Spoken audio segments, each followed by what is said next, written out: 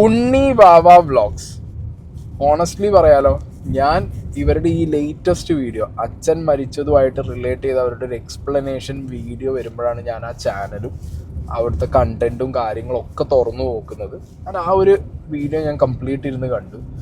And ഞാനൊരു social media through നമ്മളൊന്നും നോക്കൂല ഇനി എന്തൊക്കെ വീഡിയോസ് ലൈക്ക് ഇവരത് വന്നിട്ടുണ്ട് എന്നുള്ളത്. അപ്പോൾ ഡെയിലി വ്ളോഗാണ്, കാര്യങ്ങളാണ്. അപ്പോൾ അവരുടെ ചാനലിനകത്ത് ഫാമിലി ആയിട്ട് മക്കള്, അമ്മ, അച്ഛൻ, അവരുടെ ആക്ടിവിറ്റീസ് അങ്ങനെ ഡെയിലി വ്ളോഗായിട്ട് അപ്ഡേറ്റ് ചെയ്ത് പോകുന്ന ഒരു ചാനൽ. പിന്നെ വേറെ കുറേ ചാനലിൽ കുറച്ച് ദിവസങ്ങൾക്ക് മുമ്പ്, 10 ദിവസങ്ങൾക്ക് മുമ്പ്, ഏകദേശം ഓണത്തോടടുപ്പിച്ച് അച്ഛൻ്റെ മരണവാർത്ത കാരണം ഇതായിരുന്നു നീതു കൃഷ്ണ. ഓക്കെ, അങ്ങനെ ഇവര് അച്ഛൻ മരിച്ചതിനെ കുറിച്ചിട്ട് എന്തോ ഒരു പോസ്റ്റ് ഇട്ടു എന്ന് പറഞ്ഞ് ഒരുപാട് വേറെ ചാനലുകൾ എന്ത് ചെയ്തിട്ടുണ്ട്, വീഡിയോസ് ചെയ്തിട്ടുണ്ട്. ആൻഡ് ഇവരുടെ ഇൻസ്റ്റാഗ്രാം ഹാൻഡിലിൽ പോയി നോക്കുമ്പോൾ അച്ഛൻ്റെ ഒപ്പമുള്ള ഒരു ഫോട്ടോ ഇട്ടിട്ട് ഇവരെന്ത് ചെയ്തിട്ടുണ്ട്, അച്ഛൻ മരിച്ച വിവരം അവർ ഇൻസ്റ്റാഗ്രാമിൽ പോസ്റ്റ് ചെയ്തിട്ട് അവരുടെ ഫോളോവേഴ്സിനെ അറിയിച്ചിട്ടുണ്ട്. അപ്പോൾ ഇപ്പം എന്താ സംഗതി എന്ന് വെച്ച് കഴിഞ്ഞാൽ, ഞാൻ പലപ്പോഴും പറയാറുണ്ട്, നമ്മളൊരു കോണ്ടന്റ് ക്രിയേറ്റർ, ഇൻഫ്ലുവൻസർ എന്ന് പറഞ്ഞിട്ട് സോഷ്യൽ മീഡിയയിൽ ആക്റ്റീവായിട്ട് നിൽക്കുമ്പോൾ നമ്മുടെ നീഷ് ഡെയിലി വ്ളോഗാണ്. ഓക്കെ, ഡെയിലി വ്ളോഗാണ് നമ്മളുടെ നീഷ് എന്നുണ്ടെങ്കിൽ, നീഷ് എന്ന് പറഞ്ഞു കഴിഞ്ഞാൽ മനസ്സിലാവാത്തവരോട് പറയാം, നമ്മളുടെ കോണ്ടന്റ് ഡെയിലി വ്ളോഗാണ്. നമ്മൾ നമ്മുടെ ലൈഫിൽ നടക്കുന്ന കാര്യങ്ങൾ എടുത്തു കാണിച്ചിട്ടാണ് മുന്നോട്ട് പോകുന്നത് എന്നുണ്ടെങ്കിൽ നമ്മളെല്ലാം സോഷ്യൽ മീഡിയയിൽ ഈ വ്യൂവർഷിപ്പിൻ്റെ മുന്നിൽ കാണിക്കേണ്ട ഒരു അവസ്ഥ നമുക്ക് വരും. എല്ലാ കാര്യങ്ങളിലും സോഷ്യൽ മീഡിയയിൽ ഈ വ്യൂവർഷിപ്പ് ഓഡിറ്റ് ചെയ്യും. അത് നമ്മുടെ ലൈഫിലേക്കും കയറി വരും.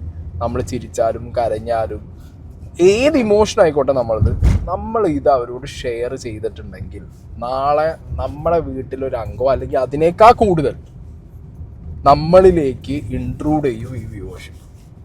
സോ അങ്ങനത്തെ സാഹചര്യങ്ങൾ വരുമ്പോൾ എപ്പോഴാണ് അത് ഹാർഡാവുക അറിയാം. സന്തോഷം വരുന്ന സിറ്റുവേഷൻസിലൊന്നും വലിയ സീനൊന്നുമില്ല. ഈ വീഡിയോ ഇടും, ഭയങ്കര വ്യൂവർഷിപ്പ് വരും, എല്ലാവരും ഭയങ്കര ആഹ്ലാദിച്ച് സന്തോഷിച്ച് പോകും.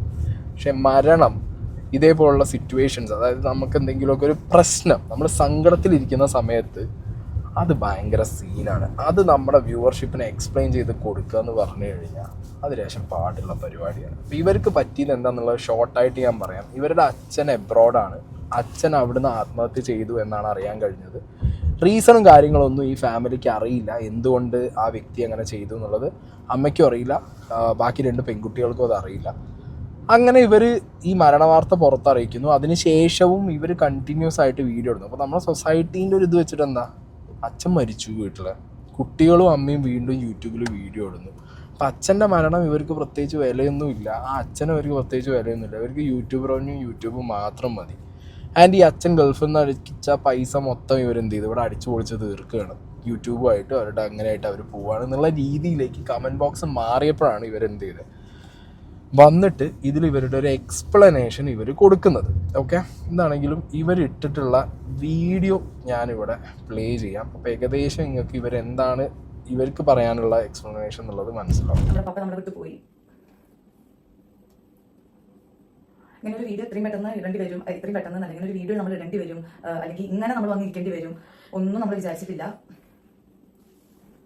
സത്യം പറഞ്ഞാൽ എനിക്ക് എന്താ പറയാൻ കൂടി അറിയില്ല. കാരണം നമുക്കും പെട്ടെന്നൊരു ഷോക്കിംഗ് തന്നെയായിരുന്നു. തിരുവോണ ദിവസം നമ്മളെല്ലാരും എന്നത്തെ എല്ലാ വർഷത്തെ തിരുവോണം പോലെ ആഘോഷിക്കാൻ വേണ്ടിയിട്ട് വലിയമ്മ, മാര്, ഏട്ടൻ, കുഞ്ഞാവ എല്ലാവരും വന്നതായിരുന്നു. തലേ ദിവസം തന്നെ വന്നതായിരുന്നു. തിരുവോണ ദിവസം നമ്മളെല്ലാവരും എല്ലാ ഓണത്തിനെയും പോലെ നല്ല അടിപൊളിയായിട്ട് ഓണസദ്യയും എല്ലാവരും വന്നിട്ട് പൂക്കളൊക്കെ ഇട്ടിട്ട് നമ്മുടെ രീതിയിൽ, നിങ്ങൾ കഴിഞ്ഞ പ്രാവശ്യത്തിൽ മുന്നത്തെ വർഷത്തൊക്കെ വീഡിയോസ് എടുത്ത് നോക്കിയാൽ മനസ്സിലാവുന്നുണ്ടാവും. എല്ലാ പ്രാവശ്യത്തെയും പോലെ നല്ല അടിച്ചു പൊളിച്ച് ഓണം ആഘോഷിച്ചുകൊണ്ടിരിക്കുകയായിരുന്നു. രാവിലെ പപ്പേനെ വിളിച്ചു, ഉച്ചയ്ക്ക് പപ്പേനെ വിളിച്ചു, ഓണസദ്യ കാണിച്ചു കൊടുത്തു, മമ്മീനെ വിളിച്ചു, പാപ്പേനെ വിളിച്ചു, സംസാരിച്ചു. പപ്പ ഇത് ഓണസദ്യ എന്ന് പറഞ്ഞിട്ട് പപ്പയ്ക്ക് അയച്ചു കൊടുത്തു. പപ്പ എപ്പോഴും അത് ഒരു ചാറ്റിംഗ് പേഴ്സൺ അല്ല. എന്നിട്ട് എനിക്കിങ്ങനെ ഒരു സ്റ്റിക്കറൊക്കെ അയച്ചു തന്നു. മാ പൊളിക്ക് എന്നുള്ള രീതിയിലുള്ള ഒരു സ്റ്റിക്കറും. ലാസ്റ്റ് ആയിട്ട് ഞാൻ പപ്പേനെ വിളിച്ചത് തിരുവോണ ദിവസം 15-ാം തീയതി. അങ്ങനെ ഞങ്ങള് കുഞ്ഞാമ്മമാരൊക്കെ ഉണ്ടായിരുന്നത്. അപ്പൊ എന്തോ ആ പരിപാടി. അപ്പൊ ഞാൻ പറഞ്ഞു, പപ്പ വീഡിയോ ഒക്കെ എടുക്കുമായിരുന്നു, റീൽസ് ഒക്കെ എടുത്തു, എല്ലാവരും ഫോട്ടോസ് ഒക്കെ എടുക്കായിരുന്നു. ഇപ്പൊ ഞങ്ങൾ ഇത് കഴിക്കാൻ പോകണമെങ്കിൽ ഞങ്ങൾ കുറച്ചേരം സംസാരിച്ചു. അപ്പൊ എന്നോട് പറഞ്ഞു അങ്ങനെയായിരുന്നു പപ്പയുടെ ലാസ്റ്റ് ടോക്ക് ഞാനായിട്ടുള്ളത്.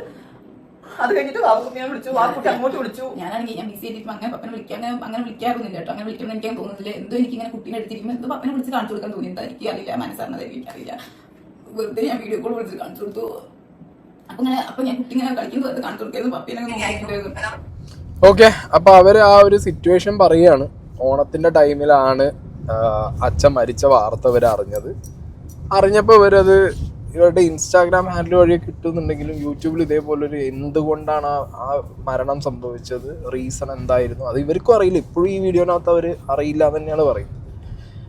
അപ്പോൾ ഇങ്ങനെ ഒരു സിറ്റുവേഷൻ ഫേസ് ചെയ്യേണ്ടി വരുന്ന ഒരുപാട് സോഷ്യൽ മീഡിയ ഇൻഫ്ലുവൻസേഴ്സ് ഉണ്ട്. പ്രത്യേകിച്ച് ഈ പറഞ്ഞ രീതിയിൽ എന്താ പറയുക, അവരുടെ ഡെയിലി ആക്ടിവിറ്റീസ് വ്ളോഗ് കോണ്ടന്റ് ആക്കുന്നവർക്കാണ് ഇത് ഏറ്റവും വലിയ സീൻ പറ്റുന്നത്. ഓക്കെ, അപ്പോൾ ഇങ്ങനത്തെ സാഹചര്യങ്ങൾ, ഈ കമൻറ്റ് ബോക്സ്, അതിൽ വരുന്ന ചോദ്യങ്ങൾ, പ്രമോഷൻ ചെയ്തു, അച്ഛൻ മരിച്ചതിന് ശേഷം നിങ്ങൾ പ്രമോഷൻ വീഡിയോസ് ഇടുന്നു, എന്തുകൊണ്ട്? അച്ഛൻ മരിച്ചതിന് ശേഷം നിങ്ങൾ വീഡിയോ ഇടുന്നു, എന്തുകൊണ്ട്? മനസ്സിലായോ? അവർക്ക് സങ്കടം ഇല്ലാഞ്ഞിട്ടോ അല്ലെങ്കിൽ അവരുടെ ആ ഒരു വിഷമം ഇല്ലാഞ്ഞിട്ടോ അല്ലെങ്കിൽ അവർക്ക് അച്ഛൻ മരിച്ചതിൽ ഇനി ആഹ്ലാദം മൂത്തിട്ടൊന്നും ആവില്ല. മരിച്ചാലും മരിച്ചു, അതിൻ്റെ സങ്കടം മനസ്സിനകത്ത് കാണും. അത് ആര് മരിച്ചാലും സങ്കടം കാണും.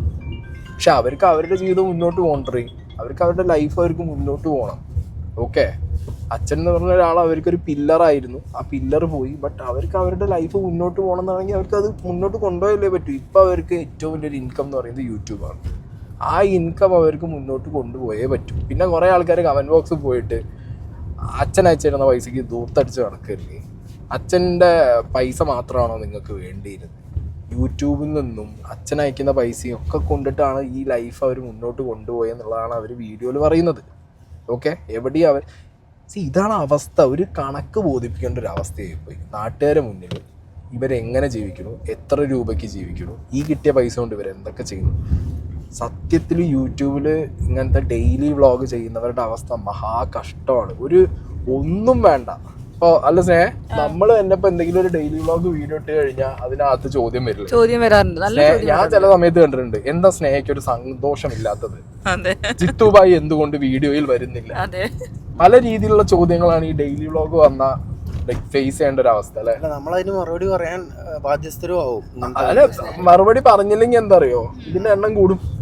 അവൻ മറുപടി പറയുന്നില്ല, അവൾ മറുപടി പറയുന്നില്ല. പിന്നെ എന്റെ പേഴ്സണൽ കാര്യം പറയുകയാണെങ്കിൽ ഞാൻ എന്റെ പേഴ്സണൽ കാര്യങ്ങൾ പുറത്ത് അങ്ങനെ എക്സ്പോസ് ചെയ്യാൻ താല്പര്യമില്ലാത്ത ആളാണ്. ഞാൻ ഒന്നിനും റിപ്ലൈ കൊടുക്കാനും അങ്ങനെ ആഗ്രഹിക്കാത്ത ഒരാളാണ് ഇരിക്കുന്നത്. അതുകൊണ്ട് നമ്മൾ ഡെയിലി വ്ളോഗ്സ് ഇട്ടാൽ തന്നെ അതെ ഡെയിലി വ്ളോഗ് ഇടുന്നില്ലല്ലോ. ഇല്ല, ഇടുന്നില്ല. ഞാനൊന്ന് ട്രൈ ചെയ്ത് നോക്കി ഡെയിലി വ്ളോഗിന്. അല്ല, ഞാൻ ഹോണസ്റ്റ്ലി ഒന്ന് ട്രൈ ചെയ്ത് നോക്കി ഡെയിലി വ്ളോഗിന്. പിന്നെ എനിക്ക് സംഗതി മനസ്സിലായി, ഈ ഡെയിലി വ്ളോഗ് എന്ന് പറയുമ്പോൾ ഭയങ്കര റിപ്പീറ്റ് ചെയ്തിട്ടുള്ള കണ്ടന്റാണ്. ഈ കോണ്ടന്റിനകത്ത് നമുക്ക് ഫ്രഷ്നെസ് കൊണ്ടുവരണം എന്നുണ്ടെന്നുണ്ടെങ്കിൽ നമ്മൾ എന്ത് ചെയ്യണം, എക്സ്ട്രാ എന്തെങ്കിലും സ്ക്രിപ്റ്റഡ് ആയിട്ടുള്ള സാധനങ്ങൾ കുത്തിക്കയറ്റണം. ഇല്ലെങ്കിൽ ഇന്ത്യയൊക്കെ ലൈഫ് എന്ന് പറഞ്ഞാൽ എല്ലാവരെയും പോലെ നോർമൽ ആയിട്ട് രാവിലെ എണീക്കുന്നു, പല്ല് കഴിക്കുന്നു, കക്കൂസ് പോണു, ഭക്ഷണം കഴിക്കുന്നു, കണ്ടന്റ് ഇടണു, പിന്നെ ഇറങ്ങുന്നു, ഫുഡ് അടിക്കുന്നു, പിന്നെ എവിടെയെങ്കിലും ജിമ്മിൽ പോക്കോ ക്രിക്കറ്റ് കളിയോ സിനിമകളിലോ കഴിഞ്ഞു. ഇതിലും കൂടുതൽ ഫ്രഷ് ആയിട്ട് ഇത് എത്ര ദിവസം ഈ സാധനമായിട്ട് ലൈഫ് ഉണ്ടാവില്ല. അങ്ങനെ ഡെയിലി വ്ളോഗ് ചെയ്യുന്നവര് നമ്മൾ കണ്ടില്ലേ, വളരെ അട്രോഷ്യസ് ആയിട്ടുള്ള കുറെ കോണ്ടന്റുകൾ അവർ ചെയ്യാൻ കാരണം എന്താന്ന് വെച്ച് കഴിഞ്ഞാൽ ഒരേ സാധനം നാട്ടുകാരെ എത്ര കാണിക്കും, ഭയങ്കര പ്രശ്നമാണ്. പിന്നെ നമ്മൾ പല ചാനലുകാരും പലതും ചെയ്ത് ഓരോ അബദ്ധത്തിൽ പോയി ചാടുന്നത്. പിന്നെ ഡെയിലി വ്ളോഗ് ചെയ്യുന്ന ഒരു കാര്യം എന്ന് പറഞ്ഞാൽ ചില ഡെയിലി വ്ളോഗ് ചാനലുകൾ ഇപ്പോഴും സക്സസ്ഫുൾ ആയിട്ട് പോകാൻ കാരണം അവർക്ക് ഈ കുട്ടി ഉണ്ടാവുക, പ്രഗ്നൻസി, കല്യാണം, എൻഗേജ്മെന്റ്, അങ്ങനത്തെ കുറെ സാധനങ്ങളുണ്ട്. അത് എന്ത് ചെയ്യും, കുറച്ചങ്ങനെ പോകും. അത് അങ്ങനത്തെ ഫാമിലി ആണ്. കാരണം എന്താ വെച്ചാല് എപ്പോഴും ട്രിപ്പ് പോണ ആൾക്കാര്, പിന്നെ ട്രാവലിംഗ് ഈസ് സെപ്പറേറ്റ്. അല്ലല്ല, അവരുടെ ഫാമിലി ഇപ്പൊ ഞാൻ കൂടുതൽ ഞാൻ പറഞ്ഞില്ലേ മറ്റേ കൃഷ്ണകുമാർ, അവരുടെ ഫാമിലി ഒക്കെ ഉണ്ടല്ലോ, അവർക്കൊക്കെ എന്നും കണ്ടന്റ് ഉണ്ട്. അവർ ട്രിപ്പ് പോണതും അവരുടെ ഡേ ഇൻ മൈ ലൈഫ്, അവർ പർച്ചേസ് ചെയ്യുന്ന കാര്യങ്ങൾ, അതൊക്കെ കാണാൻ രസമുണ്ട്. അപ്പൊ അത് അവരിടുമ്പോഴും അതെന്ന് അവർക്ക് ഡിഫറെന്റ് കണ്ടന്റ് വരുന്നുണ്ട്. ഇല്ല, പക്ഷെ എല്ലാ ഫാമിലി ഞാൻ വരുമ്പോട്ടെ അവരുടെ ഫാമിലിയിലുള്ള എല്ലാവരും, ഞാൻ ജസ്റ്റ് ഒരു എക്സാമ്പിൾ പറഞ്ഞുള്ളൂ, അവർ 6 പേരുണ്ടെങ്കിലും 6 പേരുന്ന വ്യത്യസ്തമായ രീതിയിലാണ് സാധനങ്ങൾ ഇടുന്നത്. അല്ല, നമുക്കൊന്നും അല്ലെങ്കിലും അങ്ങനത്തെ പരിപാടികൾ നടക്കില്ല. കാരണം സ്നേഹയ്ക്ക് ജോലിയുണ്ട്, എനിക്ക് ജോലിയുണ്ട്, സായുധമായിട്ട് അങ്ങനെ. അപ്പൊ നമുക്ക് എല്ലാവരും എപ്പോഴും എൻഗേജ് ആണ് നമ്മളൊക്കെ. അപ്പൊ അതുകൊണ്ട് നമ്മളാണ് ഈ കണ്ടിന്യൂസ് ആയിട്ട് ഒരേ സാധനങ്ങൾ ഞങ്ങളുടെ ഡെയിലി ആക്ടിവിറ്റി പറഞ്ഞാൽ ഒരേ പോലെയാണ്. പിന്നെന്ന് പറഞ്ഞാൽ മൈന്യൂട്ട് ആയിട്ടുള്ള കാര്യങ്ങൾ പിന്നെ ഇന്ന് കണ്ടുപിടിക്കാൻ നടക്കേണ്ടി വരും. ഏത് ഈ പറഞ്ഞ പോലെ സ്നേഹന്റെ വയർ കൂടി, പ്രഗ്നന്റ് ആണോ, ഞാൻ പോലും അറിയാതെ എന്താ പറയാ ഈ സംഗതിയൊക്കെ നിങ്ങൾ ഇരുന്ന് ചോദിക്കുമ്പോൾ ഞാൻ ശരിക്കും ആലോചിക്കുന്നുണ്ട്, ഞാൻ പോലും സ്നേഹൻ എങ്ങനെ നോക്കരുത്, സ്നേഹന്റെ വയറൊക്കെ ഇത്ര കൃത്യമായിട്ട് നോക്കാറുണ്ടോ? ഈ മറ്റേ സ്ക്രീനിലേ സ്കെയിൽ വെച്ച് മെഷർ ചെയ്യും സ്നേഹന്റെ ഇത്ര ഇഞ്ച് കൂടി വയറ് എന്നൊക്കെ. അല്ല, അങ്ങനത്തെ ടീംസ് ഉണ്ട്. എന്നിട്ട് പേഴ്സണൽ മെസ്സേജ് അയക്കും, നിങ്ങളോട് എല്ലാവരും നന്ദിയുണ്ട്, ജിമ്മിൽ പോകാൻ തുടങ്ങി. അതെ, അപ്പൊ അങ്ങനെയുള്ള പല, ഞാൻ പറഞ്ഞു അത്രയും മൈന്യൂട്ടായിട്ട് വരെ നമ്മളെ നോക്കി, നമ്മളുടെ ചുറ്റുപാട് നോക്കി, നമ്മളെ ചുറ്റുമുള്ള കാര്യങ്ങൾ നോക്കി വീക്ഷിച്ച് ഭയങ്കര ഒബ്സർവേഷനാണ് നമ്മളെ വ്യൂവേഴ്സിന്. അപ്പം അത്രയും ഒബ്സർവേഷൻ കൂടിയ വ്യൂവേഴ്സിന് മുന്നിലേക്ക് നമ്മൾ ഇരുന്ന് നമ്മളുടെ ഡേ ലൈഫ് എക്സ്പോസ് ചെയ്യുമ്പോൾ, നമ്മുടെ ഡേ ടു ഡേ കാര്യങ്ങൾ എക്സ്പോസ് ചെയ്യുമ്പോൾ ഈ ചോദ്യങ്ങൾക്ക് ഉത്തരം പറയുക എന്നുള്ളത് നമ്മൾ അങ്ങനെ ആയിപ്പോവും. ഓക്കെ, അപ്പം ഈ അമ്മ ഇനി എക്സ്പ്ലെയിൻ ചെയ്യുന്നുണ്ട്. ഈ അച്ഛൻ ഈ പറഞ്ഞ ആത്മഹത്യ എന്ന് പറഞ്ഞൊരു ഇതിലേക്ക് എത്താൻ കാരണം അവർക്ക് അറിയില്ല എന്നൊരു വീഡിയോയിൽ പറയുന്നു. അവർ ആ അച്ഛൻ അയക്കുന്ന പൈസയും ഇവരുണ്ടാക്കുന്ന പൈസയും കൊണ്ട് ആ കുടുംബം എങ്ങനെ അടിപൊളിയായി കൊണ്ടുപോയി എന്ന് പറയുന്നു. ആ അമ്മ ലൈഫിൽ അനുഭവിച്ച പ്രശ്നങ്ങൾ പറയുന്നു. കൂട്ടത്തിൽ ആ അമ്മ പറയുന്നുണ്ട് ഈ അച്ഛന് ഇതിനു മുമ്പും ഇങ്ങനത്തെ ആത്മഹത്യ ചെയ്യാനുള്ള ടെൻഡൻസി ഉള്ള ഒരാളായിരുന്നു എന്നുള്ളത്. അതാണ് പലരും ഇവിടെ കമൻറ്റ് ബോക്സിൽ ഞാൻ പോകുമ്പോൾ കണ്ടിട്ടുണ്ട്. ഈ അമ്മ മക്കള് ഇവർക്ക് അവിടെ കമ്പനിയിൽ വിളിച്ചു നോക്കിയാൽ ഒരേ കാര്യങ്ങൾ നിങ്ങൾ ഈ ഒരു പോർഷൻ നിങ്ങൾ കാണും. നിങ്ങൾക്കറിയാം, ഒരു 18 വയസ്സായ കുട്ടിക്ക്, എന്റെ വാവ കുട്ടിക്ക് എന്തിനു പറ്റും? ആ ഒരു പ്രായത്തിൽ വന്നിട്ട് ഒരുപാട് സ്ട്രഗിൾ ചെയ്തിട്ടാണ് ഞാൻ ഇവിടെ നിൽക്കുന്നത്. ഒരുപാട് എനിക്ക് ഇവിടെ പറയാൻ കൂടി പറ്റാത്ത പല കാര്യങ്ങളുണ്ട്. എനിക്ക് പറ്റില്ല.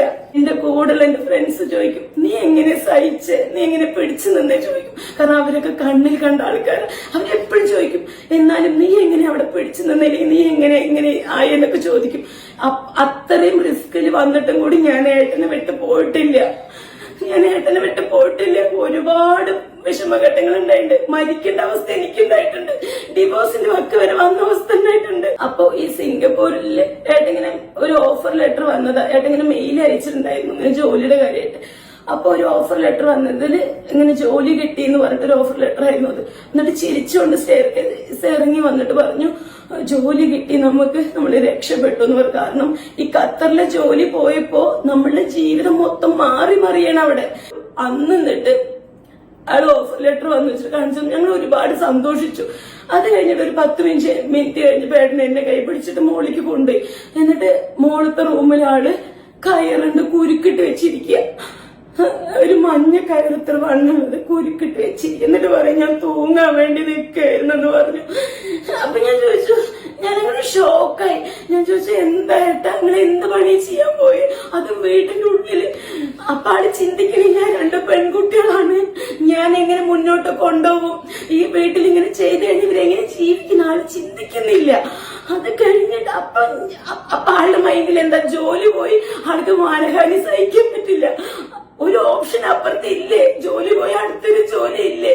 പക്ഷെ ആൾക്ക് നാട്ടുകാരറിയും, ആൾക്ക് ഭയങ്കര എന്തൊക്കെ അവിടെ ഇഷ്യൂസ് ഉണ്ടായിട്ടുണ്ട് ഖത്തറിൽ. അപ്പൊ അത് പുറത്തേക്ക് പറയാൻ പറ്റില്ല. എല്ലാരും അറിയും. അങ്ങനെ ആയതിൻ്റെതായ എല്ലാത്ത കാരണത്താൽ എങ്ങനെ എന്തൊക്കെ ഉണ്ടായിട്ടുണ്ട്. അത് ആൾക്ക് നാട്ടുകാർ അന്ന് അങ്ങനെ ഒരു അറ്റംപ്റ്റ് ചെയ്തിട്ടുണ്ട്. അന്ന് ചെയ്തിട്ടുണ്ട് ചെന്നേക്ക് 4 വർഷമൊക്കെ കഴിയായിരുന്നു. അതൊക്കെ കഴിഞ്ഞു. ജോലി കിട്ടിച്ചിട്ട് സിംഗപ്പൂരില് ആ ജോലിയുടെ ഇഷ്യൂ ആയിട്ട് ആ ഒരു കാര്യമായിട്ട് ഞങ്ങൾ 2-3-4 മാസം കഴിഞ്ഞു. അത് ഫേക്ക് ആയിരുന്നു ഞങ്ങൾ. പക്ഷെ അവിടെ ആയിട്ട് അതിന്റെ കാര്യത്തിന് വേണ്ടിയിട്ട് ഡൽഹിയിൽ പോയി മറ്റേ മെഡിക്കൽ കൊടുത്തു. അവര് വിശ്വസിപ്പിക്കുന്ന രീതിയിൽ എല്ലാം ചെയ്തു. 3500 രൂപ കെട്ടി മെഡിക്കലൊക്കെ ചെയ്തു. പിന്നെ അവര് വിളിക്കുമ്പോ പിന്നെ അത് അവിടെ ഇല്ല ഏജൻസി. അങ്ങനെ അത് ഫേക്ക് ആയിരുന്നു എന്ന് പറഞ്ഞു. അങ്ങനെ ഇരിക്കുമ്പോഴാണ് ബേക്കറില് ഏട്ടന്റെ ഖത്തറിലെ ഒരു കൂട്ടുകാരൻ വഴി ബേക്കറിൽ ഇവിടെ ജോലിക്ക് എടുക്കുന്നുണ്ട് എന്ന് പറഞ്ഞു. അങ്ങനെ നമുക്ക് അത് അത്രയും നല്ലൊരു ജോബായിരുന്നു. നമ്മൾ കിട്ടി, സന്തോഷമായിട്ട് ആള് പൂജ ചെയ്തു. ഓക്കെ, ആ അമ്മ എക്സ്പ്ലെയിൻ ചെയ്യുന്നതിൽ തന്നെ ഉണ്ട്. ഈ അച്ഛൻ എന്ന് പറഞ്ഞ ആള് ഭയങ്കര ആത്മാഭിമാനം കൂടിയ ഒരാളാണ്. പിന്നെ ഇങ്ങനത്തെ ജോലിപരമായിട്ടുള്ള ഇഷ്യൂ വന്ന സമയത്ത് ഇതിനു മുമ്പും അദ്ദേഹത്തിന് ഇതേപോലെ ഒരു മൂഡ് വന്നിട്ടുണ്ട്, ആത്മഹത്യ ടെൻഡൻസി വന്നിട്ടുണ്ട്. അത് ആ അമ്മ കണ്ടിട്ടുണ്ട് എന്ന് പറയുന്നുണ്ട്. അപ്പം അങ്ങനെ ഒരു സാഹചര്യത്തിൽ മേ ബി ജോലി എന്തെങ്കിലും ഇഷ്യൂസ് വന്ന് കാണും. അത് ചിലപ്പോൾ ഫാമിലിനായിട്ട് ഷെയർ ചെയ്യാൻ പറ്റിയൊരവസ്ഥയിലായിരിക്കില്ല ആ വ്യക്തി. അതുകൊണ്ടൊക്കെ ആയിരിക്കും ചിലപ്പോൾ അങ്ങനെ ഒരു കാര്യം ചെയ്തത്. വാട്ട് എവർ ഇറ്റ് ഈസ്, ഞാൻ പറഞ്ഞല്ലോ, നിങ്ങളൊരു ചാനൽ കാണുകയാണ്. ഓക്കെ, ആ ചാനലിനോട് അല്ലെങ്കിൽ അതിലെ കോണ്ടന്റിനോട് നിങ്ങൾക്ക് ഇഷ്ടമാണ്, അല്ലെങ്കിൽ അത് നിങ്ങൾ ഫോളോ ചെയ്യുന്നുണ്ട്, അതെല്ലാം ഫൈൻ. പക്ഷെ ആ ചാനല് കൊണ്ടുപോകുന്ന വ്യക്തിയുടെ പേഴ്സണൽ ലൈഫിൽ വെരി പേഴ്സണൽ ആയിട്ടുള്ള കാര്യങ്ങൾ കുത്തി ചോദിച്ച് ചൊറിഞ്ഞുകൊണ്ട് അത് ഒരു പരിധി വരെ അവർക്ക് പറയാൻ താല്പര്യമില്ലെങ്കിൽ പോട്ടെ, ചോദിക്കണ്ടെന്ന് ഞാൻ പറയുന്നില്ല. അത് യുവർ ഫ്രീഡം, വ്യൂവർഷിപ്പിൻ്റെ ഫ്രീഡമാണ്. കാരണം ഓരോ വ്യൂവർഷിപ്പുമാണ് നമുക്ക് എന്ത് തരുന്നത്, വ്യൂസ് തരുന്നതും അതിൽ നിന്നാണ് റവന്യൂ വരുന്നത്. സോ അത് റെസ്പെക്റ്റ് ചെയ്യണം. പക്ഷേ വെരി പേഴ്സണലായിട്ട് ഇപ്പം എന്താണെന്ന് വെച്ചാൽ ഒരു മരണം, ആ മരണത്തിൽ അവർ ഉത്തരം പറയാൻ അവർക്ക് ഇല്ല എന്നുണ്ടെങ്കിൽ അവരെന്ത് ചെയ്യും? അത്രയേ ഉള്ളൂ. ആ സിറ്റുവേഷനിൽ അവർക്കൊന്നും പറയാനില്ല. പിന്നെ അച്ഛൻ മരിച്ചു, മക്കളും അമ്മയും ഇനി യൂട്യൂബുമായിട്ട് മുന്നോട്ട് പോകരുത്, കോണ്ടന്റുകൾ ഇടരുത്, അച്ഛൻ മരിച്ചതുകൊണ്ട് നിങ്ങൾ ഈ സാധനം നിർത്തണം. അതും പറ്റൂടി, അതും പറ്റൂ. അവർക്ക് മുന്നോട്ട് പോകണം, അവരുടെ ലൈഫ് മുന്നോട്ട് പോകണം. അതിന് പൈസ വേണം. പൈസ വേണമെങ്കിൽ ഇപ്പം അവർ ചെയ്യുന്നത് യൂട്യൂബാണ്. അല്ലാതെ അവർ വേറെ ഈ പറഞ്ഞ പിടിച്ചു പറിക്കും കൊളപരിപാടിക്കൊന്നും പോയിട്ടില്ലല്ലോ. യൂട്യൂബ് ചെയ്യുന്നു, അതിൽ നിന്ന് അവർ പ്രൊഡക്റ്റോ കാര്യങ്ങളോ അവർ പ്രൊമോഷനോ അവരുടെ വീഡിയോസോ അവർ ഇട്ടോട്ടെ. നിങ്ങൾ ഇനി ഇഷ്ടപ്പെടുക സ്നേഹിക്കുകയാണെങ്കിൽ നിങ്ങൾ കണ്ടോ, അത്രയല്ലേ ചെയ്യാൻ പറ്റൂ. അല്ലാതെ ഇതിനകത്ത് അമ്മയും മക്കളും മറ്റേ ഗൾഫിൽ നിന്നുള്ള പൈസ കൊടുന്ന് അച്ഛനെ ഊറ്റി അച്ഛനെ പറ്റിച്ചു. ഇതെനിക്ക് തോന്നുന്നു ഒട്ടുമിക്ക എല്ലാം. ഞാൻ ഒരു ഗൾഫുകാരനെ വരാം, എൻ്റെ നാട്ടിലെ പല പന പരട്ട തേടി ചേറ്റ പട്ടികളും പറഞ്ഞ് ഞാൻ കേട്ടു. പട്ടീനെ പറയുന്നത് കളപ്പന്നികളും പറഞ്ഞ് ഞാൻ കേട്ടിട്ടുണ്ട്. എൻ്റെ അച്ഛനും ഊറ്റി എൻ്റെ വീട്ടുകാർ ഞാനും ജീവിച്ചു എന്നൊക്കെ. ഏത് പറയും. കാരണം എന്താ അറിയോ, ചില ആൾക്കാരെ വിചാരം ഈ ഗൾഫുകാരെ ഭാര്യമാരോ മക്കളോ നല്ല ഡ്രസ്സോ ഒരു സ്പ്രേയോ അടിച്ചു കഴിഞ്ഞാൽ ഓനവിടെ കിടന്ന് അധ്വാനിക്കണം, ഇവർ നാട്ടിലിത്. അങ്ങനത്തെ പല നാറികളും നാട്ടിലുണ്ട്. അങ്ങനത്തെ ചെറ്റകളൊക്കെ അതെന്താ മുഖത്ത് നോക്കി പറയില്ല, കൂട്ടക്കാരോടും കുടുംബക്കാരോടും നാട്ടിലാ പറഞ്ഞു കിടക്കുക. മുഖത്ത് നോക്കി പറഞ്ഞാൽ ചള്ളടക്കി വയ്ക്കണം. പറയാത്ത പറയുന്നത് ഞാൻ അനുഭവിച്ചാണ്. ഞാൻ ഗൾഫുകാരൻ്റെ മോനായതുകൊണ്ടാണ് ഞാൻ പറയലുണ്ടേ. എനിക്കൊക്കെ പണ്ട് സ്കൂളിൽ പോകുമ്പോൾ വലിയ സീനായിരുന്നു. ഞാൻ നല്ല തടിയുണ്ടായിരുന്നു, 118 കിലോ ഉണ്ട്. ഓട്ടോറിക്ഷ കയറിയിരിക്കുന്ന സമയത്ത് അത് ഗൾഫിലെ വിനോദിൻ്റെ മോനാ, അവിടെ തടി ഉണ്ടല്ലോ, ഓൻ തന്താക്കുന്നൊക്കെ തിന്ന് മൂർത്തിരിക്കുകയാണ്. അന്ന് എനിക്ക് തിരിച്ച് പറയാനോ പ്രതികരിക്കാനോ നമുക്ക് പറ്റിയില്ല. ഇപ്പോഴൊക്കെ അങ്ങനെ വല്ലതും പറഞ്ഞ് മൂക്ക് കുത്തിപ്പൊട്ടി ചെയ്തു. അങ്ങനത്തെ ടീംസ് ഉണ്ട് നാട്ടിൽ കുറേ, ഇപ്പോഴും ഉണ്ട് കുറേ എണ്ണം. ഇപ്പം പിന്നെ എന്താ പറയുക, നേരിട്ട് പറയില്ല എന്നുള്ളൂ. ഇതേമാതിരി കമൻറ്റ് ബോക്സിൽ ഫേക്ക് ID ഉണ്ടാക്കിയിട്ട് ഇങ്ങനെ കൊടന്നിടും. ഇതാണ് കളി. ഈ ഗൾഫിൽ അധ്വാനിക്കാൻ ഒരാൾ പോകുന്നുണ്ടെന്നുണ്ടെങ്കിൽ നാട്ടിൽ അയാളെ കുടുംബം നല്ല രീതിയിൽ നടക്കണം, നല്ലോണം ഉടുക്കണം, നല്ലോണം തിന്നണം, നല്ല രീതിയിൽ നാട്ടുകാരെ മുന്നിൽ നടക്കണം എന്ന് വിചാരിച്ചിട്ടാണ് ഓരോരുത്തരും ഗൾഫിൽ കയറി പോണത്. അല്ലാതെ നാട്ടിൽ ഉള്ള ആൾക്കാർ പട്ടിണി കിടന്നോട്ടെ, ഞാൻ ഗൾഫിൽ പൈസ ഫുള്ള് ഉണ്ടാക്കി ഞാൻ പൂത്തി വെച്ചോട്ടെ എന്ന് പറഞ്ഞിട്ട് ഒരു ഗൾഫുകാരൻ നിൽക്കില്ല. അയാളെ വീട്ടുകാർക്ക് വേണ്ടിയിട്ടും അയാളെ ഈ കുട്ടികൾക്ക് വേണ്ടിയിട്ടും ഭാര്യയ്ക്ക് വേണ്ടിയിട്ടും തന്നെയാണ് ഗൾഫിൽ ഓരോരുത്തരും കിടന്ന് അധ്വാനിക്കുന്നത്. അപ്പോൾ ആ അധ്വാനം നാട്ടിലെത്തുമ്പോൾ അവർ നടക്കുന്നുണ്ടെന്നുണ്ടെങ്കിൽ അതിൽ കണ്ണുകടി മൂത്തിട്ട് നടക്കണ ഒരു പന്നിയാളും അത്ര കളിക്കേണ്ട ആവശ്യമൊന്നുമില്ല. അതുതന്നെയാണ് ഇപ്പോൾ ഓരോ കമൻറ്റ് ബോക്സിലും കണ്ടത്. എന്നിട്ട് ഈ ഉളുപ്പില്ലാത്ത വൃത്തികെട്ടന്മാർ എന്ത് ചെയ്യുന്നറിയോ, എൻ്റെ അച്ഛനൊക്കെ വരുന്ന സമയത്ത് ഇതേപോലെ പറഞ്ഞു നടക്കുന്ന തെണ്ടിയാൾ പെട്ടി പൊട്ടിക്കുമ്പോൾ വന്നിട്ട് ഓസിന് മേടിച്ച് പോയിട്ടുണ്ട്. എന്നിട്ട് കൊണ്ടുപോയി നക്കും അണ്ടിപ്പരിപ്പും പിസ്തയും സ്പ്രേയും ആയിട്ട്. അങ്ങനെ ഉളുപ്പില്ലാത്ത ചെറ്റാളുണ്ട് നാട്ടിൽ.